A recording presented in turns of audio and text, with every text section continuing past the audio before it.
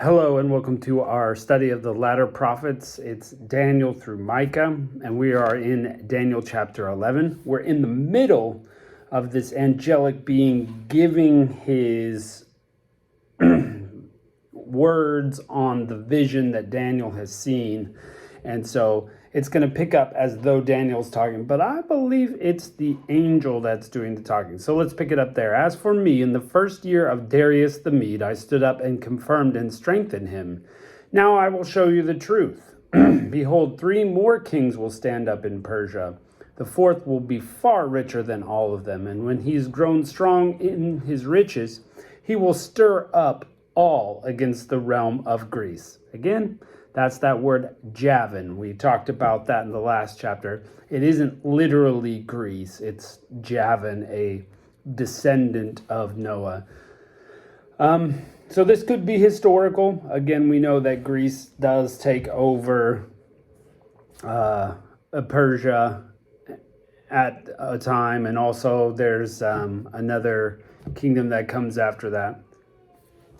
That all does happen there. And he's talking about Darius, who's the 3rd king that Daniel had served under. So it feels historic, but let's continue on and see what we've got. A mighty king will stand up who will rule with great dominion and do according to his will. When he stands up, his kingdom will be broken and will be divided towards the 4 winds of the sky, but not to his posterity, nor according to his dominion with which he ruled, for his kingdom will be plucked up, even for others besides these. The king of the south will be strong, one of his princes will become stronger than him, and have dominion. His dominion will be a great dominion, and at the end of years they will join themselves together, and the daughter of the king of the south will come to the king of the north to make an agreement. Okay, so at the end of years, sounding end times like this hasn't happened. So again, not really a historical, we're not going to grab our history book and go, yep. This has yet to come to be. You've got the king of the north and the king of the south. And this princess, this daughter of the king of the south, going to the north to make an agreement, but will not retain the strength of her arm. He will also not stand, nor will his arm, but she will be given up with those who brought her, and he who became the father of her, and he who strengthened her in those times. But out of the shoot from her roots, one will stand up in his place, who will come to the army, and will enter into the fortress of the king of the north, and deal against them, and will prevail. So from this offspring of the king of the south, could this be Egypt? Could that be that sort of region? We'll go into the north. Is this Babylon? I mean, typically that's seen as east. Is it higher up? So hard to tell. But someone from the south is going to go conquer this north and deal against them and prevail. He will also carry their gods with their molten images, with their goodly vessels of silver and gold, captive into Egypt. So why would you go to Egypt except if that's your home? So Egypt down there is the one from the south heading up north. He will refrain from some years from the king of the north. He will come into his own realm of the king of the south, but will return to his own land. His sons will wage war and will assemble a great multitude of forces, which will come on and overflow and pass through, and they will wage war even to his fortress. The king of the south will be moved with anger and come out and go fight with him, even with the king of the north. And he will send out a great multitude, and the multitude will be given into his hand. The multitude will be carried off, and his heart will be exalted. He will cast down tens of thousands, but he won't prevail. The king of the north will return and will send out a multitude greater than the former. And he will come out, and he will come on at the end of the times, even of years, with a great army with abundant supplies. Again, the end of times. Okay, so this is war happening near the Holy Land between Egypt and whatever's north, whatever this kingdom, they haven't said. And there will be abundant supplies, and they'll just keep sending forces out. In those times, many will stand up against the king of the south. Also, the children of the violent among your people will lift themselves to establish the vision, but they will fall. Okay, so some of the people of Israel will stand up and try to fight, but they're going to fall. They will not succeed. So the king of the north will come and cast up a mound and take a well-fortified city. The forces of the south won't stand, neither will his select troops, neither will there be any strength to stand. So Egypt will not succeed against this attack. But he who comes against him will do according to his own will, and no one will stand before him. And he will stand in the glorious land, and destruction will be in his hand. So he's going to be in Israel, have destruction in his hand. He will set his face to come with the strength of his whole kingdom, and with equitable conditions, he will perform them. He will give him the daughter of women to destroy the kingdom, but she will not stand, and she won't be for him. So, tricky kind of language here. The king of the north is going to be there, and his daughter, he's like, hey, take my daughter, destroy this kingdom, but that won't work. After this, he will turn his face to the islands and will take many. So maybe out in the Mediterranean there's some islands, and he's going to try to go out there, and he's going to conquer some of them. But a prince will cause the reproach offered by him to cease. Yes, moreover, he will cause his reproach to turn on him. And when he had turned his face towards the fortresses of his own land, but he will stumble and fall and won't be found. So he's going to go out and conquer these. As he comes back, he's going to die out. Then one who will cause a tax collector to pass through the kingdom to maintain its glory will stand up in his place. But within a few days he will be destroyed, not in anger and not in battle. In his place, a contemptible person will stand up, to whom they had not given the honor of the kingdom. But he will come in time of security and will obtain the kingdom by flatteries. So political intrigue, maybe. The overwhelming forces will be overwhelmed before him and will be broken. Yes, also the prince of the covenant. What does that mean? After the treaty made with him, he will work deceitfully, for he will come up and will be strong with few people. So a lesser army, he's still going to be strong. In time of security, he will come even on the fattest places of the province, and he will do that which his fathers had not done, nor his fathers' fathers. And he will scatter among them prey, plunder, and wealth. And he will devise his plans against the strongholds, but only for a time. So you're getting these visions of rulers who are coming and going and doing this war kind of in this Middle East region, and some by intrigue and some by great strength. Verse 25, he will stir up his power and his courage against the king of the south with a great army. The king of the south will wage war in battle with an exceedingly great and mighty army, but he won't stand, for they will devise plans against him. His own army is going to turn on him. Yes, those who eat of his delicacies will destroy him, and his army will be swept away. So those who are eating his food will turn on him, and he'll be toast. Many will fall down slain. As for both of these kings, their hearts will be to do evil, and they will speak lies at one table, but it won't prosper, for the end will still be at the appointed time. They're trying to lie, they're trying to get what they can. Then he will return to his own land with great wealth, the king of the north. His heart will be against the holy covenant, and he will take action and return to his own land. So there he goes back to the north again. He will return at the appointed time and come into the south, but it won't be in the latter time as it was in the former. He's not going to have the same kind of success. For the ships of Kittim will come against him. Therefore he will be grieved and will return and have indignation against the holy covenant and will take action. He will even return and have regard to those who forsake the holy covenant. So people who have forsaken God will catch his ear, but he'll be defeated by some ships. Forces from him will profane the sanctuary, even the fortress, and will take away the continual burnt offering. They will set up the abomination that makes desolate. He will corrupt those who do wickedly against the covenant by flatteries, but the people who know their God will be strong and take action. So now he's marched into the Holy Land. He's taken over the temple. He sets up an abomination in the temple. Okay, and this, to some extent, has happened when the temple was conquered. The second time, the abomination was set up.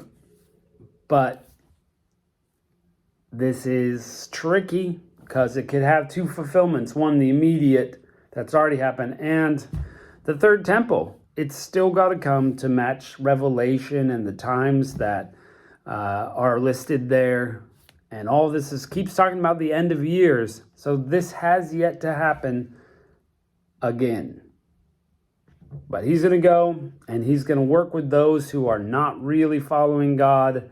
And there he's going to be in the temple. Some of those who are wise will fall. Let's see. Whoops. Those who are wise among the people will instruct many, yet they will fall by the sword and the flame, by captivity and plunder, many days.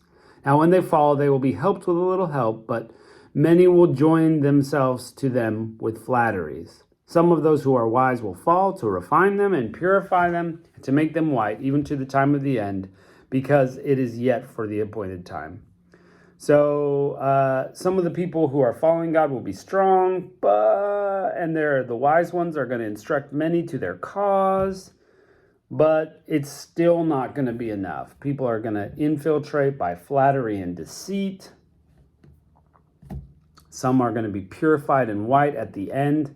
I mean, this is sounding parallel to the book of Revelation, that it's going to be a time of tribulation and difficulty for those in Israel, for those who believe. And some of them are going to go through to the end, and they're going to be pure because this will refine them. Verse 36, the king will do according to his will. He will exalt himself and magnify himself above every god. Dangerous. And will speak marvelous things against the God of gods. He will prosper until the indignation is accomplished, for that which is determined will be done. Okay, so Jesus talks about the abomination of desolation in the book of Daniel. It's a quotation from here. This is the man of lawlessness. The Antichrist is going to set himself up as king. He's going to set himself up as God against Yahweh himself, and he's going to say things, and people are going to flock to him. It's going to be awful, right? But it's all according to God's plan and timing. Verse 37, he won't regard the gods of his fathers or the desire of women or regard for any god, for he will magnify himself above all. So he is saying, I am the best there is. Forget any god you've ever worshipped. Come worship me. That's dangerous. Okay, so that's what this person will do. That's why we need to know that because people are going forth and conquering doesn't make them great. We've got to watch out. Obviously, he conquers Israel, so that's a key sign. Obviously, there's got to be a temple. That's a key sign that we will know it's closer to the end. And we don't have those things right now. So we know we've got a little bit of time.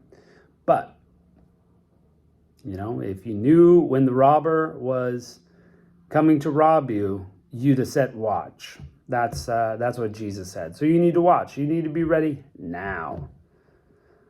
Okay, but in their place, he will honor the God of fortresses. He will honor a God whom his fathers did not know with gold, silver, precious stones, and pleasant things. So he's giving money to a completely new deity that's being set up, that his fathers did not know.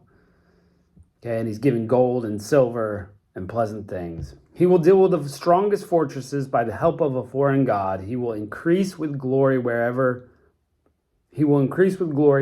acknowledges him. He will cause them to rule over many and will divide the land for a price. So he's going to be making money off people, political deals, right?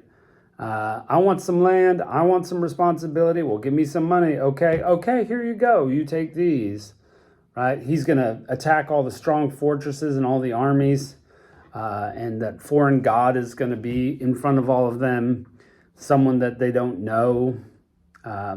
He will increase with glory whoever serves him. So it's like, oh, you're going to serve me? Let me elevate you. Oh, you're not? You're the enemy, right? Verse 40, at the time of the end, the king of the south will contend with him, and the king of the north will come against him like a whirlwind, with chariots, with horsemen, and with many ships. He will enter into the countries and will overflow and pass through. He will enter also into the glorious land, and many countries will be overthrown. But these will be delivered out of his hand, Edom, Moab, and the chief of the children of Ammon. He will also stretch out his hand on the countries. The land of Egypt won't escape. So a couple of these old countries will escape, but Egypt won't. He will have the power over the treasures of gold and silver and over all precious things of Egypt. The Libyans and the Ethiopians will follow his steps, but the news out of the east and out of the north will trouble him, and he will go out with a great fury to destroy and utterly to sweep many away. He will plant the tents of his palace between the sea and the glorious holy mountain, yet he will come to his end, and no one will help him. Okay, there's a lot there. A lot of it's really hard. This is tricky prophecy because it's vague and it's unclear in places as far as nailing it down and saying at this time, in this place, it will happen. We get some names of some cities, but some of them are ancient, so we wouldn't know what the modern fulfillment is. You know, is somebody going to literally take up the name Edom? Or is it going to be a descendant of? Or is it the regional place where Edom was? Tough to say. And what do the armies look like? And they're talking about fortresses. Do they literally mean like castles? Or is it just like, hey, my army's here and we dug in? Does it mean, we go back to sword warfare? So many questions it brings up, and there just aren't answers to. So what do we do with it? What do we do with this prophecy? What we do is we know it. We know there will be a king of the north and a king of the south, and they're going to fight. We know this guy's going to come in and set himself up, the abomination of desolation, the worst thing that could happen. He's going to do it in the temple. He's going to set himself up to be worshipped. And he's going to project a foreign god in front of everybody to serve. We know all these things are going to happen. Even if we don't understand all the little details, we know these things are going to happen. And it matches the rest of Scripture. We see it all over there. But what do we do about it? First, we've got to be ready to serve God no matter what's going on around us. We have to be ready to go through difficult times where, there's war against the holy people, where being a Christian isn't easy. We have to be ready to follow Christ no matter the circumstance, even if it's only that we're going through cancer, or we've lost our job, or somebody dies in the family, or we're in financial straits. Whatever the difficulty we go through, we have to be connected to God now, because we don't know what tomorrow holds. And if we're connected now and our faith is unshakable, then no matter what we go through, we're going to be fine. But if the tribulations, capital T, the big one like this, or lowercase t, the small one, whatever the tribulation, if that shakes our faith, we're in trouble. So we need to hold tightly to Jesus, and he can bring us through it, and we'll be okay. Pretty incredible, some incredible things, and I love seeing that in Scripture. Even if there's some parts I'm like, okay, don't know what it means. And that's okay too. That's the part about prophecy, is we will see its fulfillment and go, yeah, that was it. But sometimes seeing it in writing, really tough to hang your hat on some stuff. So anyway, thanks for joining us today, near the end of the book of Daniel, and I appreciate you coming. So let's finish that off next time.